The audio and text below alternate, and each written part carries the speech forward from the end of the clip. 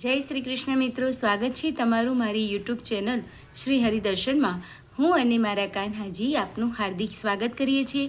મિત્રો, આજે પુરુષોત્તમ માસની 24મી કથા, જેનું નામ છે રૂપનું ગુમાન। એક રાજાને બે રાણીઓ હતી, માનીતી રાણી અને રૂપનો અંબાર, અને અણમાનીતી સીધી સાદી અને શ્યામળી।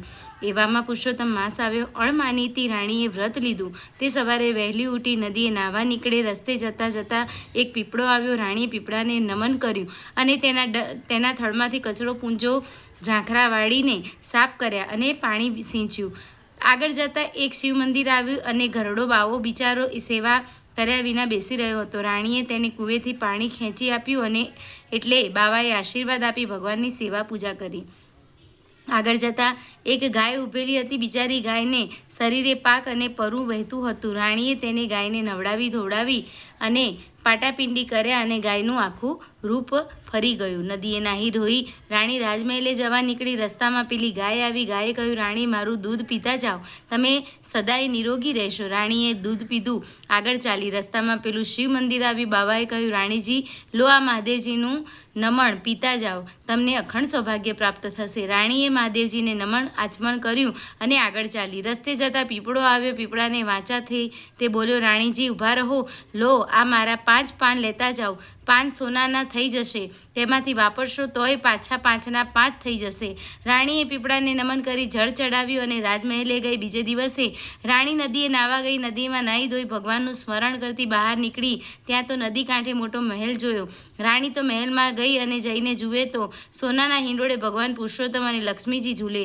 રાણીએ ભગવાનને નમન કર્યું અને હાથ જોડીને ઊભી રહી। ભગવાને પૂછ્યું, બેન, તારી ઈચ્છા છે? સી ઈચ્છા છે? તારી જે ઈચ્છા હોય તે માગ, ભગવાન મારું માન વધે તેવું કંઈ બતાવો। રાણીએ કહ્યું। ભગવાને કહ્યું, જો પેલું પાણી ખાબુચ્યું છે તેમાં નાહી લે અને ઘરે જા। અણમાનીતી રાણી તો ભગવાનની આજ્ઞા પ્રમાણે પાણીના ખાબોચિયામાં પડી। ત્યાં તો એક અદ્ભુત ચમત્કાર થયો। રાણીનું રૂપ બદલાઈ ગયું। રાણીનો ચોટલો પણ સોનેરી થઈ ગયો। ત્યાંથી તે રાજમહેલે ગઈ। રાજાએ દૂરથી રાણીને જોઈ તો મોહી પડ્યો। ઘડી પહેલાંની અભિમાની માનીતી રાણીનું માન ઘટી ગયું અને રાજાએ અણમાનીતી પટરાણી પદે સ્થાપી।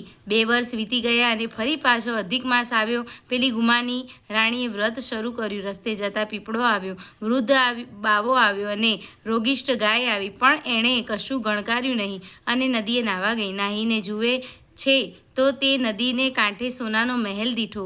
રાણી મહેલમાં ગઈ અને ભગવાનને હાથ જોડીને ઊભી રહી। ભગવાને કહ્યું, બહેન, શું જોઈએ છે? તારે જે જોઈએ તે માંગ।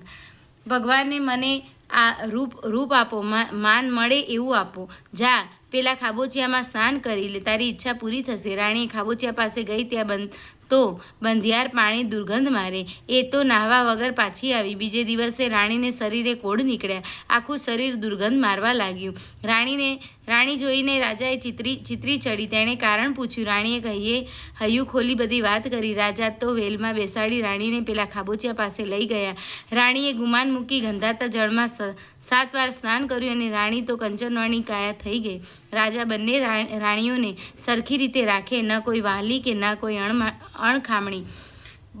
બંને રાણીઓને જેવા પુરુષોત્તમ રાય ફળ્યા તેવા સૌને ફળજો। મિત્રો, આ હતી પુરુષોત્તમ માસની 24મા દિવસની વાર્તા। નવી ફરી વાર્તા સાથે મળીશું, ત્યાં સુધી મને રજા આપશો। જય શ્રી કૃષ્ણ।